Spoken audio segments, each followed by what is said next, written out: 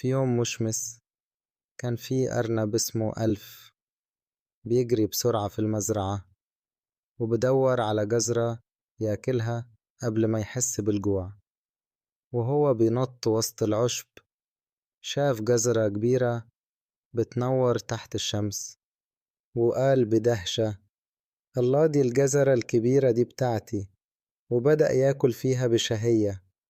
وفي ناحية تانية من المزرعة كانت في بطة اسمها باء بتحاول ترتاح في هدوء، لكن مش قادرة تركز من صوت الأرنب وهو بياكل الجزرة بصوت عالي.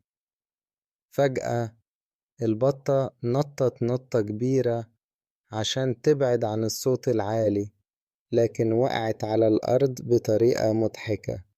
القطة اللي كانت بتتفرج من بعيد قالت وهي بتضحك: يا سلام، دي نطة بطولية.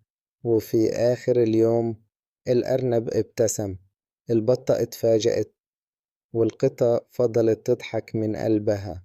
لو القصة دي عجبتكم، لايك منكم هيشجعني نكمل في محتوى القصص اللي مش عادية، ومشاركة صغيرة هتوصلها لناس أكتر، واشتركوا في قناة قصص درش مش عادية لو حبيتم.